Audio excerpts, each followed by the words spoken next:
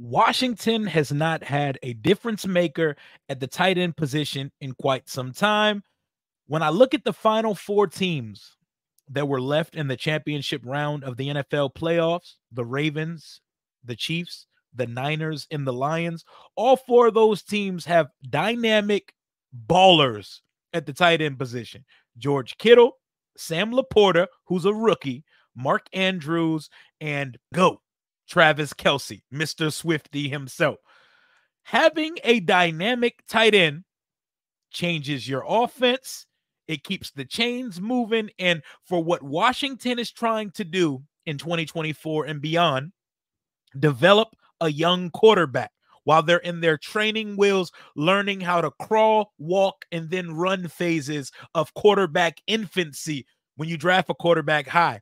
And what is the best tool to have for a young quarterback? A security blanket at the tight end position.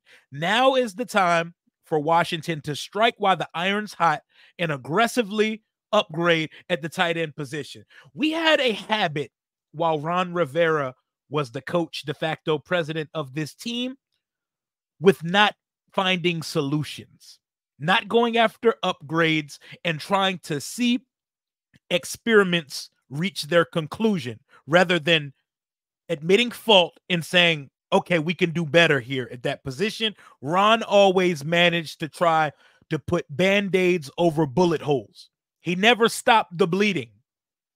You know, he tried to make them bleed a little less, but we're still bloody, and it's 2024. Our starting tight end, Logan Thomas, leader, locker room guy, amazing teammate. All of those things can be true. What also can be true is that he's not dynamic at all. He's not a baller.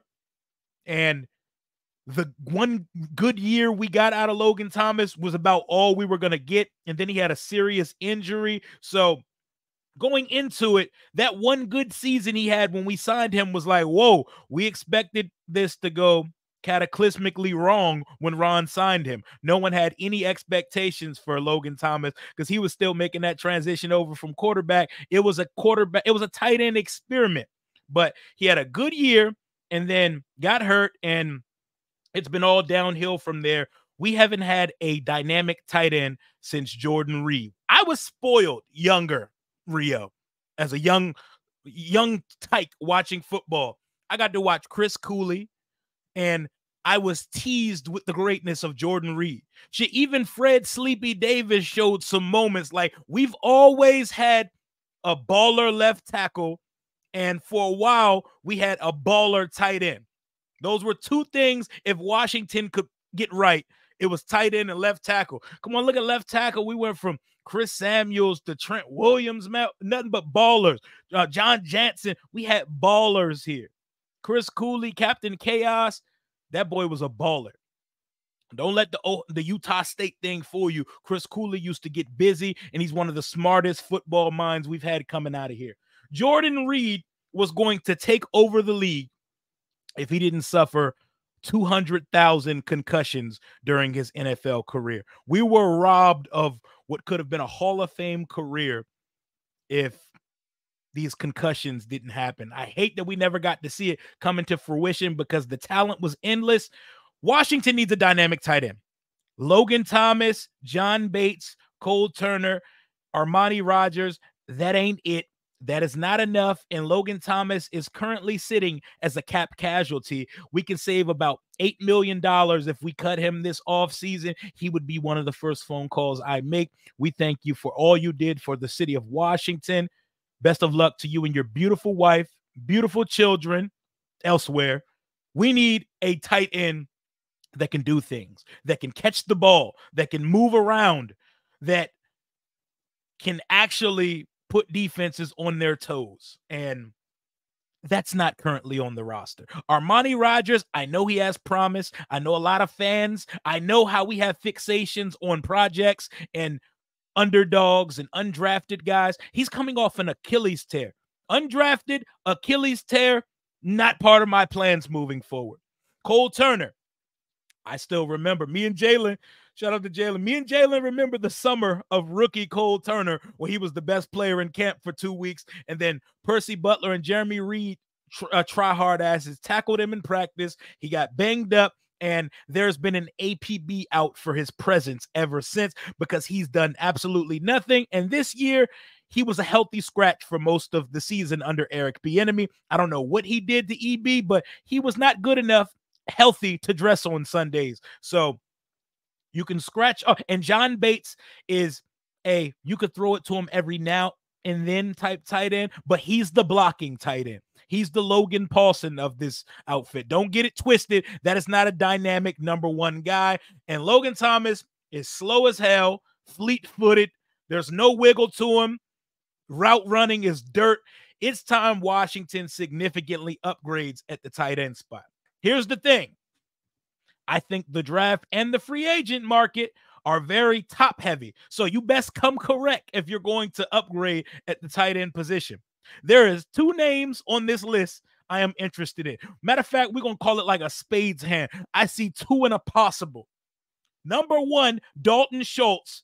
You go all in to try to bring Dalton Schultz as your tight end here. That's a guy Washington fans should know very well. He used to cook us for the Dallas Cowboys for the first 5 years of his career. He went down to Houston this year. Despite missing 2 games, still put up 60 catches, over 600 yards and 5 touchdowns, and was an integral part to that quick turnaround the Houston Texans saw this year. Single-handedly might have changed the trajectory of their season when he took an interception out of defender's hand in the back of the end zone, and they clutched out a game versus the New Orleans Saints, I believe. Turned their season around. Sure-handed guy. And he's got some moxie to him. He's got some baller to him. CJ Stroud loves him. He said, yo, Dalton Schultz actually get in my face. He'll cuss at me, but hey, give me the damn ball. Like, he got some diva to him. That is what an inline dynamic number 1 tight end looks like. Give me a 600, 700, 5+ touchdown tight end in this offense stat. And I'm to the point, I am so underwhelmed with what we have on the roster at this current juncture that we can double dip on the tight ends. We can sign one and we could draft one somewhere between the rounds 2 and 5. We could draft one and we can sign one. What we have on this roster is not good enough, y'all. It's not good enough. I need someone dynamic. Noah Fant is the only other name I'm interested in, and maybe a Harrison Bryant, but we got to shoot our shot at Dalton Schultz. He's not getting the franchise tag, so he'll be an unrestricted free agent. I know the priority for him is to try to re-sign with the Texans. They have a good thing going there. Good coaching staff, good young quarterback. The promise is high. Bobby Slowick calls a machine of an offense over there, and you know that Shanahan offense is friendly to the tight end position, but he can be enticed if you throw a bag. His spot track says he's projected to get 3 years, $33 million. So $11 million a year over 3 years, done. Dalton Schultz not even old, bro. He's just about to turn 28. 28-year-old tight end. He's firmly in his prime. Plenty young enough, plenty experienced enough. Plug him, play him, and give Jaden Daniels or Drake May a certified number 1 tight end going into their rookie campaign here in DC. Like, I stress the importance of having a security blanket for our quarterback because shit's going to get ugly at times. We got an O-line that we're trying to develop, a young quarterback we're trying to develop, a whole bunch of coaches coaching together for the first time. We need a dump-off option. We need when shit gets mucked up, he's going to be opportunistic enough to find that little soft spot in the zone. It is very important that they give Daniels or May a dynamic tight end. And I think Dalton Schultz is the guy. I think most likely he's headed back to Houston, but he could probably be pried away if we write the right amount of Skrilla on that check come free agency. And I don't think that's too crazy to pay Dalton Schultz $11.5 million a year over 3 years. 3 years is perfect too. We don't need to give nobody no 5-year contract, but with how dirt this tight end class is, you're going to have to make an impressive offer to get Dalton Schultz to pick up your line because he currently has an attractive girlfriend that he's seeing. So we're going to have to make our best pitch. We're going to have to put some commas, and we're going to have to put a couple things on the other side of that dollar sign if we want to get Dalton Schultz to come and consider DC. But that's the guy. And I would like to pair him with a rookie. I got my guy Adam Aniba, again, coming over from the Burgundy and Gold Report, coming on the channel later this evening. We're going to discuss the tight ends and the safeties, and there's a couple guys in this tight end class that I really like. Once again, top-heavy class. The first few guys, really good. Then it's a bunch of question marks, I don't know, and projection players from there. But when it comes to the free agent class, Mike Gesicki, not interested. Hunter Henry in 2024, not interested. Gerald Everett, I'm cool. Kobe Parkinson, no, sir. Adam Troutman, when he came out in the draft, sure. Tanner Hudson. Harrison Bryant is the only other name that interests me, and he's not going to run away with the tight end position if we signed him here. Dalton Schultz or Noah Fant, me, please, in the 2024 offseason. I need a tight end. Our quarterback needs a tight end. I miss the days of watching Chris Cooley and Jordan Reed. I need somebody that can go out and route someone up, dunk on them, catch touchdowns, and actually oppose a threat to the defense, because it's been a minute since we've had that. And what we have on this roster is not good enough, despite what Ron tried to tell us for 4 years straight. Well, everything we need is in this room. No, sir. It is absolutely not. And I need us to go shopping for a tight end 2 times in free agency and in the draft. And the apple of my eye of the tight end class is Dalton Schultz out of Houston. Try to pry him away from CJ Stroud and company. Come on and do the same thing you did last year here in DC. Maybe we can do the Houston thing over here on the NFC side. We got us a young, promising quarterback. Come do what you did over there, but play all 17 games. Go crazy. You're going to be a featured part of this offense.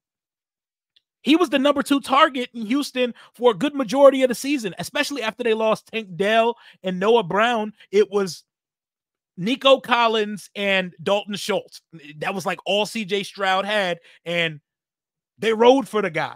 They produced, he balled out, and we saw what he did in Dallas with Dak Prescott. So I am fully confident that if we were to sign Dalton Schultz to a 3-year, $33 million deal or something a little bit north of that, we'd be good to go. But with how that tight end money has dried up over the last couple of years, we'll probably get him for a little bit of a bargain or a little bit of a discount on what the spot track projection is for him. I don't know.